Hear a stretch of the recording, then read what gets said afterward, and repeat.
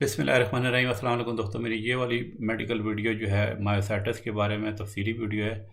ये बेसिकली जो आपकी जो पट्ठे होते हैं यानी मसल्स होते हैं, उनकी जो लॉन्ग टर्म चलने वाली बीमारी होती है, जिसमें पट्टों की सोजिश हो जाती है और इसकी जो है ना कुछ जो इकसाम है जिसमें इसमें जल्द में भी चेंजेस आ जाती हैं। और ये बीमारी इतनी कॉमन तो नहीं है, यानी रेयर है, और इसकी तशख़ीस करनी काफ़ी मुश्किल हो सकती है और बाद औक़ात इसकी कोई वजह भी मालूम नहीं होती। और इसकी जो अलामात हैं वो कभी कभी तेज़ी से स्टार्ट होती हैं और कभी कभी आहिस्ता आहिस्ता ज़ाहिर होती हैं। और जो इसकी बुनियादी अलामात होती हैं उसमें पट्टों में दर्द हो सकता है, थकावट हो सकती है, फिर यानी कि आपके जो ना खाना खाने में मुश्किल पेश आ सकती है, मतलब यानी कि जो आपकी जो खाने वाले मसल इन्वॉल्व हो जाएँ। इसी तरह फिर जब बीमारी आगे बढ़ती है तो जो है ना साँस लेने में मुश्किल पेश आ सकती है, क्योंकि साँस लेने वाले जो है ना जो मतलब मसल्स इन्वॉल्व होते हैं साँस लेने में, वो जो है ना जब उनकी कमज़ोरी होती है तो फिर ज़ाहिर है और मुश्किल पेश आ सकती है साँस लेने की। अच्छा, ये जो मायोसाइटिस है ये बच्चों और बड़ों दोनों में हो सकती है, सिवाय एक किस्म को छोड़ के ना मर्दों के मुकाबले में ये ख़वातीन में बीमारी ज़्यादा होती है। तो ये जो है इसकी मैं अभी आपको टाइप्स बता देता हूँ कि क्या टाइप्स हैं।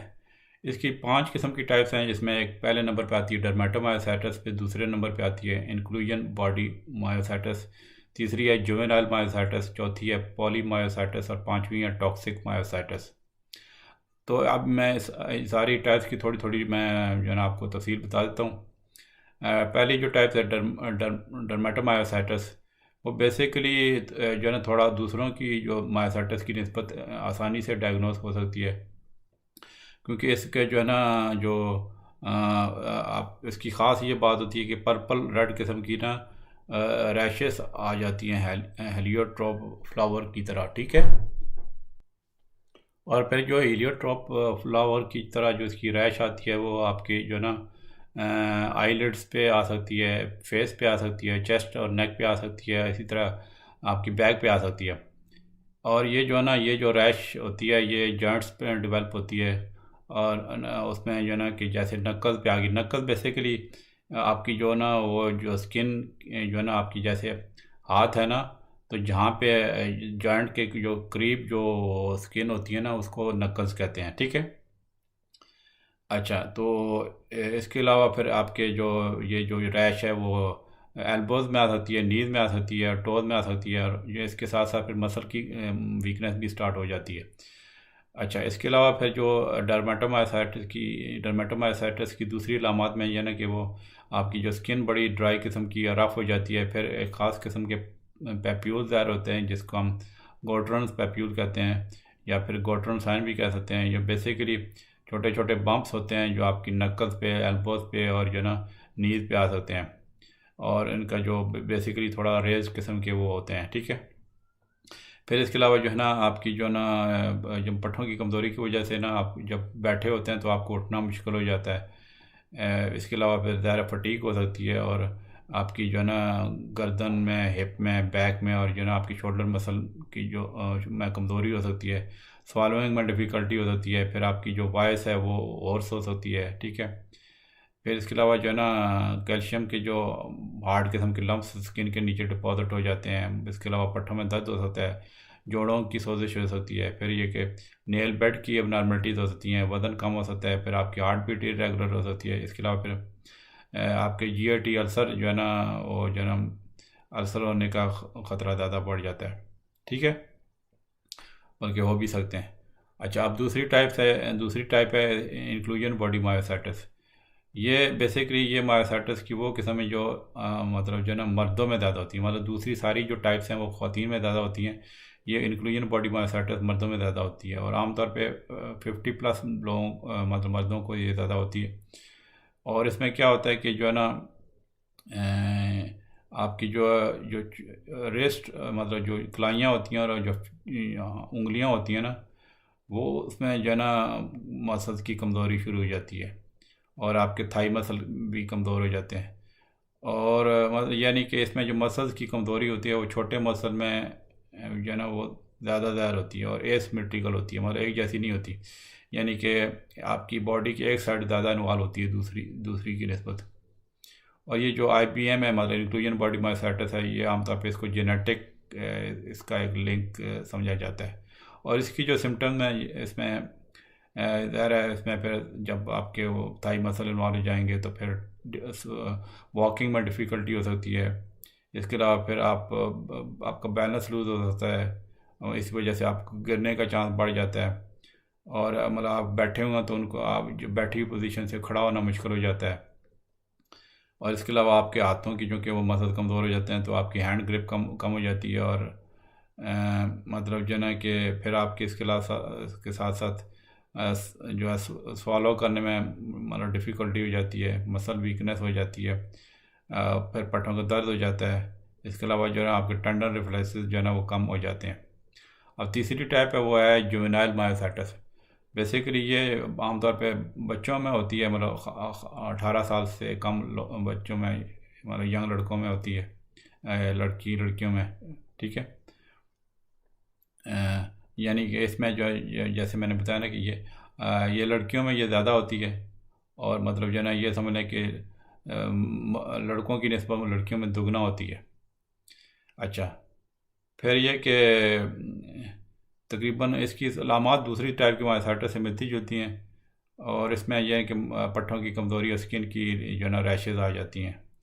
और इसमें जो वो मतलब रैशेज़ आती हैं कि रेडिश पर्पल किस्म की रैश आ जाती है आपके जो ना आईलिड्स पे, ठीक है, जॉइंट्स पे आ जाती है। और इसकी भी हीलियोट्रोप फ्लावर की तरह रैश हो जाती है। इसके अलावा फटीग हो सकती है और इरिटेबिलिटी हो सकती है। फिर आपके जो मैदे में दर्द हो सकता है, मोटर फंक्शन डिफ़िकल्टीज होती हैं, जैसे मिसाल के तौर पे सीढ़ियों पे चढ़ना मुश्किल हो जाता है और बैठी हुई पोजीशन से उठना मुश्किल हो जाता है, ठीक है। फिर ये कि आप जो है ना मिसाल के तौर पे आप सर को शैम्पू करने लगे या फिर हेयर कॉम करने लगे तो आपको वो मुश्किल पेश आ जाती है मसल की कमज़ोरी की वजह से, मतलब कंघी करते वक्त, ठीक है। और सर उठाना मुश्किल हो जाता है। इसके अलावा फिर आपकी जो है फिंगर नेल के इर्द गिर्द जो ना वो स्वेलिंग हो सकती है और रेडनेस हो सकती है स्किन की। इसके अलावा ज़्यादा खाना खाने में मुश्किल पेश आ जाती है। फिर यह कि कैल्शियम के डिपॉजिट हो जाते हैं स्किन के नीचे, मसल की कमज़ोरी हो जाती है, मसल जॉइंट पेन हो सकता है, ठीक है। फिर आपकी आवाज़ होर्स हो सकती है। इसके अलावा फिर वो घुटन पैप्यूल जो है ना, मैंने पहले ही जो वो टाइप के एक बताए थे उसमें मायोसाइटिस की, उसकी इसी तरह इसमें भी हो जाते हैं जो आपकी नक्कल पे, एल्बोज में और नीब में ज़ाहिर हो सकते हैं। इसके अलावा थोड़ा बहुत बुखार भी होता है। अब जो चौथी टाइप की है वो है पॉलीमायोसाइटिस। बेसिकली इसमें यह कि जो आपकी जो मसल की कमज़ोरी जो ना वो जो ट्रंक के मसल होते हैं ना उसमें ज़्यादा वो स्टार्ट होती है और फिर जो है ना वहाँ से वो एक्सपैंड होना शुरू हो जाती है। और इसका जो हर एक केस बड़ा यूनिक किस्म का होता है। और फिर जो है ना कि इसके अलावा मतलब पॉलीमायोसाइटिस की जो इस प्रॉब्लम होती है उसके साथ बाकी ऑटोइम्यून डिजीज़ भी हो सकती हैं। और इसकी सिम्टम में वही मसल वीकनेस हो सकती है, मसल पेन हो सकता है, swallowing में डिफ़िकल्टी हो सकती है, फिर बंदा गिर सकता है, ठीक है। और बैठे हुए पोजीशन से खड़ा होना मुश्किल हो जाता है, फटीग हो सकती है, खांसी हो सकती है। इसके अलावा फिर जो है ना हैंड्स की स्किन थिक हो सकती है, ब्रीदिंग में डिफ़िकल्टीज होती है, बुखार हो सकता है, वेट लॉस हो सकता है, फिर आपकी आवाज़ जो है ना होर्स हो सकती है। पाँचवीं जो और आखिरी टाइप जो है ना वो है टॉक्सिक मायोसाइटिस। ये बेसिकली ये जो है ना ये इसका जो तल्लक है कि जो अगर कुछ मेडिकेशन से या फिर इलिसिट ड्रग से इसका लिंक बनता है। और इसमें ये जो कोलेस्ट्रॉल जो कम करने वाली जो मेडिसिन आती हैं जिसको हम स्टैटिन कहते हैं, ये एक तरह का इस बीमारी को जो है ना ये बढ़ावा दे सकती हैं। वैसे तो ये बहुत रेयर है, लेकिन कुछ और मेडिकेशन और सब्सटेंसेस भी इसको मतलब जो है ना कॉज कर सकते हैं। मिसाल के तौर पे कुछ इम्यूनोसप्रेसेंट ड्रग्स आ गई, फिर ओमेप्राजोल वगैरह है, फिर एडालीमुमैब ड्रग है जो हमीरा के नाम से आती है, कोकेन का इस्तेमाल जो है इसको बढ़ावा देता है, ठीक है। फिर टालुइन का जो सॉल्वेंट होता है फेंट थिनर में, वो जो है ना वो कभी कभी चूँकि इलिसिट यूज़ लोग करते हैं तो उससे ये हो सकती है। और इसकी सिम्टम भी दूसरी टाइप की मायोसाइटिस से मिलती जुलती हैं। और मतलब फिर ये कि अगर वो मेडिसिन का पता चल जाए कि किस मेडिसिन से ये हो रही है तो उस मेडिसिन को स्टॉप करेंगे तो ये जो है ना इसकी सिम्टम कम हो सकती हैं। अब मैं बताता हूँ कि मायोसाइटिस की कॉजेज़ क्या होती हैं। उसमें डिफरेंट ओपिनियन है मेडिकल साइंस के जो लोगों की, ठीक है। उसमें ये कि बेसिकली इसको ऑटोइम्यून कंडीशन समझ जाता है। मतलब ये कि ऑटोइम्यून बेसिकली वो बीमारियां होती हैं कि जो अपने बॉडी के टिश्यूज़ को ना गलती से अटैक करना शुरू हो जाती हैं। तो इसमें जो ये वाली ऑटोइम्यून डिजीज़, इसमें मसल पे अटैक आ जाता है और ज़्यादातर केसेस में वजह पता नहीं चलती। और इसके अलावा फिर यह कि इंजरी और इन्फेक्शन का भी थोड़ा बहुत रोल है इस बीमारी को मैं मतलब एक तरह के कॉज हो सकती है। फिर यह कि ये कुछ जो रिसर्च हुई है इसमें ये भी पता चला है कि ऑटोइम्यून डिजीज़ जो होती हैं जैसे रिमेटॉइड आर्थराइटिस और लूपस होगी वो इसकी वजह बन सकती हैं। फिर जो वायरसेस कुछ इसकी वजह बन सकती है, मिसाल के तौर पे फ्लू का वायरस है, कॉमन कोल्ड या HIV का। इसके अलावा फिर ड्रग टॉक्सिसिटी हो तो फिर हो सकती है। अब मैं बताता हूँ कि मायोसाइटिस को हम डायग्नोज कैसे करते हैं। जब पेशेंट हमारे पास आते हैं तो उसमें आमतौर पे ये इसका डायग्नोसिस बड़ा मुश्किल हो जाता है, क्योंकि इसकी भी जो मसल कमज़ोरी, पट्टों का दर्द, जो है ना, आम तरह की बीमारी वो समझते हैं शुरू में डॉक्टर, ठीक है। और फिर ये कि इसमें कुछ जो जब सिम्टम प्रोग्रेस करती हैं तो फिर ज़ाहिर है जब डॉक्टर अगर प्रॉपर हिस्ट्री ले या फिज़िकल एग्जामिनेशन करे तो इसमें इसका डायग्नोसिस किया जा सकता है। फिर मसल की बायोप्सी की जा सकती है, इलेक्ट्रोमायोग्राफी एक टेस्ट है वो मसल्स का, वो भी किए जाते हैं। फिर MRI करवा सकते हैं, नर्व कंडीशन स्टडी करा सकते हैं। इसके अलावा CP के जो है ना वो लेवल्स चेक करवा सकते हैं उसका एंजाइम का, ठीक है। और फिर anti nuclear antibody blood test कर सकते हैं जिससे इसका डायग्नोस हो सकता है। इसके अलावा myositis specific antibody panel blood test आता है। फिर जेनेटिक टेस्टिंग की जा सकती है। अब मैं इसकी बता देता हूँ कि इसकी ट्रीटमेंट कैसे करते हैं।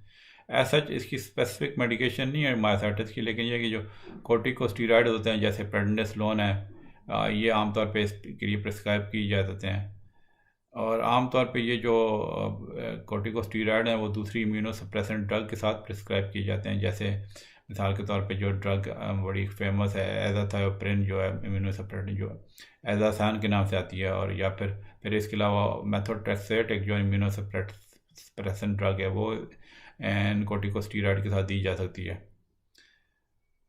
तो इसमें ये चूँकि इसकी जो लॉन्ग टर्म नेचर है तो इसमें यह कि एक तरह का काफ़ी एक तरह की आपकी जो थेरेपी जो डॉक्टर कर रहे थे उसमें चेंजेस आ सकती हैं उसमें, ताकि ये पता चले कि कौन सी ट्रीटमेंट जो है ना वो ज़्यादा इफेक्टिव है। तो ज़ाहिर है फिर आप डॉक्टर से आप अपने पूरे उस तरह इन टच रहें, कोऑपरेट करें, ठीक है। क्योंकि ये कभी कभी एक मेडिसिन से इस तरह नहीं काम करती तो फिर मेडिसिन के चेंज करनी पड़ती हैं।